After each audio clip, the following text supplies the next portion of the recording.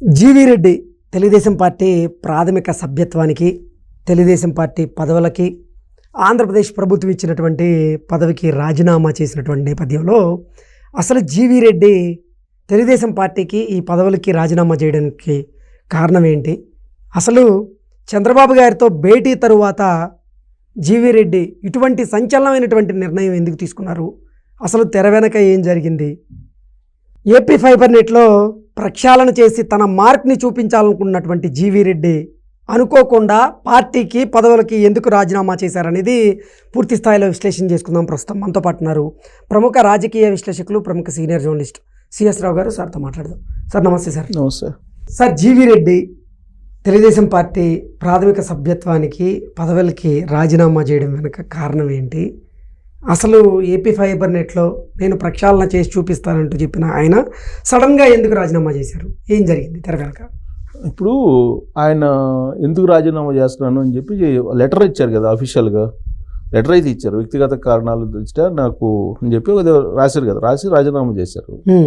సరే, అది వ్యక్తిగత కారణాలు కాదు, ఫైబర్ నెట్లో జరిగినటువంటి ఒక ఇష్యూ కారణంగానే ఆయన రాజీనామా చేసాడని అందరికీ తెలుసు. రాజకీయాలకు దూరంగా ఉంటాను అని చెప్పేసి అన్నట్టు నేనేదో లా చేశాను, లా చేసుకుంటాను, ఈడీ లాయర్గా ఉన్నాను ఏదో చెప్పారు ఆయన.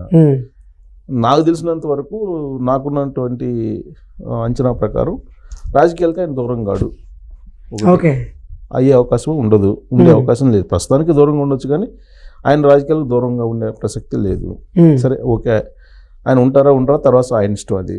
కాకపోతే ఆయన రాజీనామా చేయాల్సిన పరిస్థితి వచ్చిందా, రాజీనామా చేశాడా ఎగ్జాక్ట్లీ అనేది చాలా క్లారిటీ రావాలి దాని మీద. ఎందుకంటే ఇప్పుడు సోషల్ మీడియాలో ఒక హీరోగా గత 24 గంటల నుంచి ఆయన్ని ప్రొజెక్ట్ చేస్తున్నారు. ఆడు మగాడ్రా బుజ్జి అనే హ్యాష్ ట్యాగ్ని జోడించి ట్రోల్ చేస్తూ ఉన్నారు.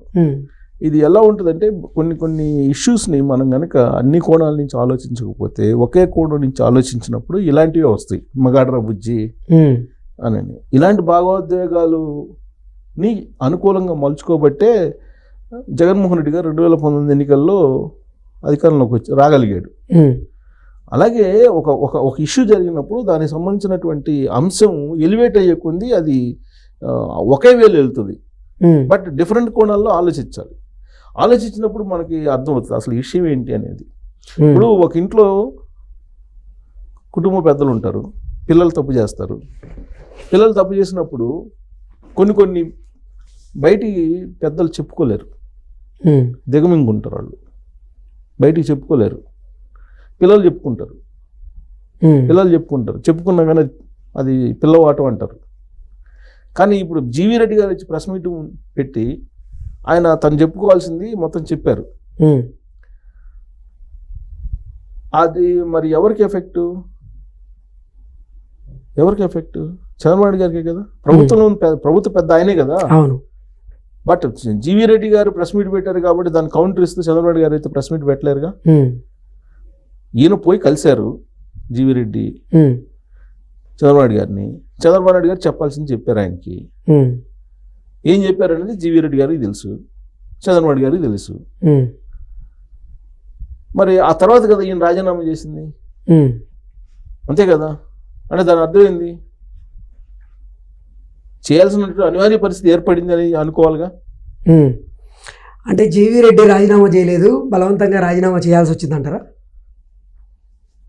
ఇప్పుడు మరి చంద్రబాబు నాయుడు గారిని కలిసిన తర్వాత కదా రాజీనామా చేసింది. చంద్రబాబు నాయుడు గారిని ఎందుకు కలిశారు? మీరు చెప్పాల్సిందంతా పబ్లిక్ చెప్పేశారు, అయిపోయింది. అయిపోయిన తర్వాత మీరు ఎందుకు కలిశారు? ముందు కదా వెళ్ళి కలవాల్సింది ముందు కదా. ఇష్యూ ఉంది, అది నెరవేరట్లేదు. ఓకే, మంచి కాజే అనుకుందాం. మరి మంచి కాజు దాని మీద చర్చ నడుస్తున్నప్పుడు నువ్వు కలవాల్సింది ఎవరిని? కన్సర్న్ మినిస్టర్ని కలవాలి. ఆ తర్వాత అక్కడ కూడా పరిష్కారం కాకపోతే సీఎంని కలవాలి. అట్లీస్ట్ సీఎంని కలవకపోయినా లోకేష్ గారిని అన్న కలవాలి కదా. స్టెప్స్ ఉంటాయి కదండి ఒక సమస్యకు పరిష్కారం కోసం. 1, 2, 3 స్టెప్స్ ఉంటాయి కదా. మరి ఆ ప్రాసెస్లో వెళ్ళారా జీవీ రెడ్డి గారు? వెళ్ళలేదుగా. చంద్రబాబు గారిని కలిశారు, కలిసిన తర్వాత ఆయన చెప్పాల్సింది చెప్పారు, ఈయన చెప్పాల్సింది ఈయన చెప్పారు, ఆయన చెప్పాల్సింది ఆయన చెప్పారు. అన్నీ నాకు తెలుసు, నా దగ్గర రిపోర్ట్స్ ఉన్నాయి అన్నారు. ఆ తర్వాత సీన్ కట్ చేస్తే ఈయన రాజీనామా చేశారు. అంతే కదా. అంటే ఎందుకు చేసినట్టు? అంటే ఈయన అనుకున్నది ఆయన చేయలేదన్నా, లేకపోతే ఆయన రిజైన్ చేసి వెళ్ళిపో అని చెప్పి సంకేతాలు ఇచ్చారా అనేది చూసేవాళ్ళు తెలుసుకోవాలి. అంతే కదా. జనరల్గా ఇప్పుడు మనకు పైకి కనిపిస్తుంది ఏంది, పైకి వైఎస్ఆర్ కాంగ్రెస్ పార్టీకి సంబంధించినటువంటి వాళ్ళు ఒక 400 మంది అక్కడ ఉన్నారు ఎంప్లాయీస్. వాళ్ళందరినీ ఐడెంటిఫై చేశారు. ఐడెంటిఫై చేసి వాళ్ళని తీసేయమంటే తీసేయలేదు. ఒకటి. రెండేంటి, ఫైబర్ నెట్కి సంబంధించి ఒక్క కనెక్షన్ కూడా ఇవ్వకుండానే కొన్ని కోట్ల రూపాయలు దుర్వినియోగం చేస్తున్నారు. ఈ ఎవరైతే కేబుల్ ఆపరేటర్స్ ఉన్నారో వాళ్ళు వచ్చినా కానీ వీళ్ళు అపాయింట్మెంట్ ఇవ్వలేదు అనేది రెండో పాయింట్. అంతే కదా. మూడేంటి, ప్రెస్ మీట్లో ఆయన ఒక ముగ్గురిని సస్పెండ్ చేస్తూ అనౌన్స్ చేసి వీళ్ళని టెర్మినేట్ చేయాలని చెప్పేసి, సస్పెండ్ చేయాలని చెప్పి ఒక నిర్ణయం తీసుకున్నాడు. అది ఇంప్లిమెంట్ కాలేదు. ఈ 3 అంశాలు. అంతే కదా. ఇప్పుడు ఈ 400 మందిని వైఎస్ఆర్ కాంగ్రెస్ పార్టీ అని చెప్పేసి నువ్వు ప్రూవ్ చేయగలవా? ఎగ్జాంపుల్ చెప్తాను నేను.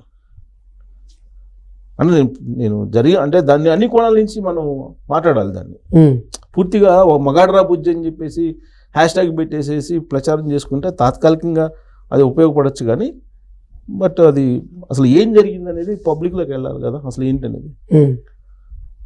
ఇప్పుడు 400 మంది పైగా వైఎస్ఆర్ కాంగ్రెస్ పార్టీ వాళ్ళు ఉన్నారని అంటున్నారు. దానికి ఒక ఎగ్జాంపుల్ చెప్తాను నేను. అది వైసీపీ వల్ల కాదా అనేది ముందు అసలు ఫైండ్ అవుట్ కావాలి కదా. ఇప్పుడు నాకు దగ్గర నేను ఒక పేపర్కి ఒక ఛానల్కి ఇన్ఛార్జ్గా ఉన్నప్పుడు నాతో పాటు కలిసి పనిచేసినట్టు ఒక జర్నలిస్ట్ ఉన్నాడు. అతను ఎక్స్పీరియన్స్ కూడా దాదాపు 20 సంవత్సరాల పైన ఉంటుంది. అతను బేసికల్గా తెలుగుదేశం పార్టీ సింపథైజర్. నాకు తెలుసు ఆ సంగతి. ఎందుకంటే జనరల్గా మాట్లాడుకున్నప్పుడు మనకి వాళ్ళ మనోభావాలు ఏంటని తెలుస్తుంది కదా.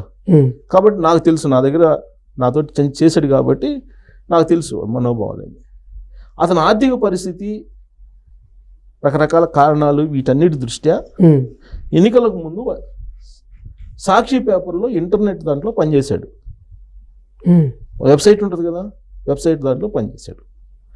అయిపోయింది, ఎలక్షన్ అయిపోయింది. ఎలక్షన్ అయిపోయిన తర్వాత కూటమి ప్రభుత్వం ఏర్పడింది. కూటమి ప్రభుత్వం ఏర్పడిన తర్వాత ఇతనికి తెలుగుదేశం పార్టీ వాళ్ళతో చాలా అసోసియేషన్ ఉంది. లాంగ్ రన్, చాలా 20 సంవత్సరాల జర్నలిజం కెరియర్లో. అక్కడ ఎవరో మినిస్టర్ తోటి అప్రోచ్ అయ్యాడు. అప్రోచ్ అయితే నువ్వు మన పార్టీ వచ్చేసింది, మీరు వచ్చేసి నా దగ్గర పిఆర్ఓ చేయరు అని చెప్పేసి ఆఫర్ ఇచ్చేసాడు ఆ మినిస్టరు. తీరా అతను పోయి జాయిన్ అయ్యేటప్పటికి ఎవరో ఇతను సాక్షిలో పనిచేశాడు వెబ్సైట్లో, నువ్వు ఎట్లా తీసుకుంటావు అని చెప్పేసి అడ్డుకొట్టారు. దాంతో అతనికి ఇవ్వలేదు. మరి అతను తెలుగుదేశం అనుకోవాలా, వైసీపీ అనుకోవాలా, ఏదనుకోవాలి? ఇప్పుడు అతను జీవన వృత్తి కోసం ఆయన అక్కడికి వెళ్ళి పని చేసుకున్నాడు.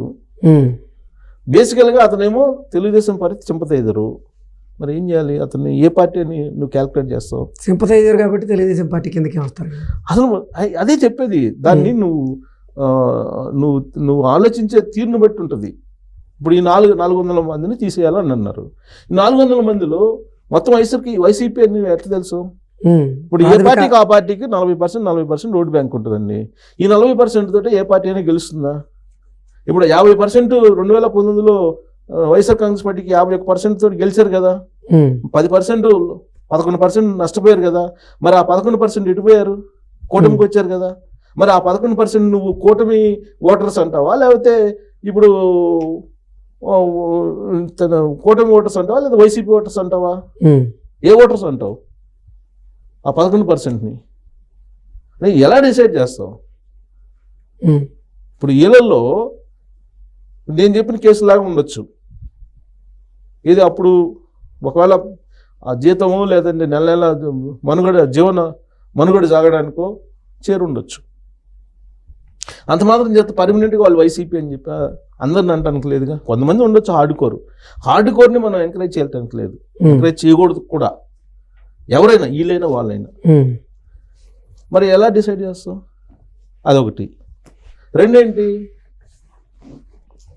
అతనికి వాళ్ళని టెర్మినేట్ చేయమని చెప్పావు. ఎవరికి ఎండీకి ఉమ్, దినేష్ కుమార్. సరే ఎండీ ఆటోమేటిక్గా సీఎం ఆఫీస్కి చెబుతాడుగా ఇలా ఉంది ఇష్యూ అని చెప్పి ఆయన చెప్పకుండా అయితే ఉండడుగా.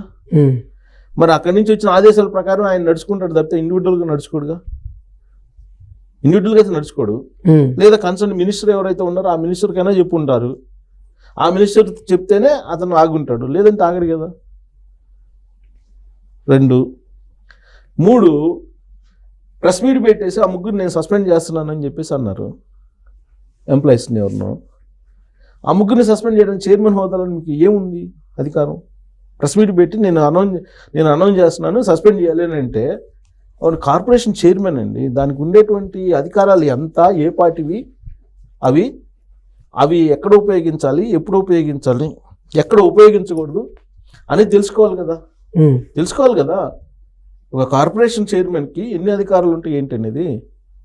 అవి లేకుండా ప్రెస్ మీట్ పెట్టేసి అనౌన్స్ చేసేసి సస్పెండ్ చేయండి అంటే అది హీరోయిజం అని అంటే అది ఎట్లా కుదురుతుంది? దానికి ఒక ప్రాసెస్ ఉంటుంది కదా. అదేమంటే జగన్మోహన్ రెడ్డి గారి గవర్నమెంట్లో ఇవన్నీ జరిగినాయి కదా అంటారు. ఆ గవర్నమెంట్ బాగలేదనే కదా ప్రజలు దీన్ని ఎంచుకుంది. అప్పుడులాగానే నేను కూడా చేస్తానని అంటే కుదరదు కదా. అప్పుడు నేను సాయిరెడ్డి గారు చేశారు కాబట్టి నేను చేస్తాను, లేదా సజ్జల రామకృష్ణారెడ్డి గారు చేశారు కాబట్టి నేను చేస్తాను, వైవి సుబ్బారెడ్డి గారు చేశారు కాబట్టి నేను చేస్తాను అని అంటే కుదరదు కదా. సో ఈ 3 పాయింట్లలో మరి ఆయన మగాడ్రా బుజ్జి లేకపోతే ఇంకోటి ఏదో కాంపెయిన్ చేస్తున్నటువంటి వాళ్ళు మరి వాళ్ళే తీసుకోవాలి డెసిషన్. ఇప్పుడు ఇవన్నీ ఉన్నాయి కదా, దానికి ఒక ప్రాబ్లం వచ్చినప్పుడు సార్ట్అవుట్ చేసుకోవడానికి అనేక మార్గాలు ఉన్నాయి. మరి ఆ మార్గాలు నువ్వు ఉపయోగించుకున్నావా? ఉపయోగించుకున్న దాఖలాలు లేవు కదా. పోనీ వాళ్ళు స్టాంప్ వేసేసారు, అది ప్రూవ్ చేయగలిగావా? లేదు కదా. ఎలా దాన్ని సైంటిఫిక్గా మనం ఇది చేయాలి కదా ప్రతిదానికి. దీనికి అందరికీ కారణం ఏంటి అని అంటే ఇప్పుడు గవర్నమెంట్లో సమన్వయం లేదు, చంద్రబాబు నాయుడు గారు జగన్మోహన్ రెడ్డి గారు చేయట్లేదు, అప్పుడు జగన్మోహన్ రెడ్డి చేసినట్టు చేయట్లేదు అని చెప్పి ఇప్పుడు అంటారు. జగన్మోహన్ రెడ్డి గారి పరిపాలన నచ్చకనే కదా ప్రభుత్వాన్ని మార్చేసింది. ఆయనలాగా చేయమని చెప్పి వెంటబడుతుంటే వీళ్ళు ఎలా చేస్తారు? అంటే ఇక్కడ కూడా లోపం లేదని నేను చెప్పట్లా, ఇక్కడ కూడా కొన్ని లోపాలు ఉన్నాయి. 2019 నుంచి 2024 వరకు ఏం జరిగింది అనే దాన్ని మనం అబ్జర్వ్ చేస్తే ఆ రోజు జరిగినటువంటి కొన్ని రుగ్మతలు ఏవైతే ఉన్నాయో అవి తగ్గడానికి చాలా టైం పడుతుందండి. గాయమైన తర్వాత ఇమీడియట్గా దానికి రాదు కదా పరిష్కారం. దానికి ముందు వేయాలి, కట్టాలి, కట్టుప్పు తీయాలి, అది ఎండపోవాలి, అది ఎండిన తర్వాత మళ్ళీ దానికి కావాలంటే మళ్ళీ ప్లాస్టిక్ సర్జరీ చేయాలి, ఇన్ని ఉంటాయి కదా.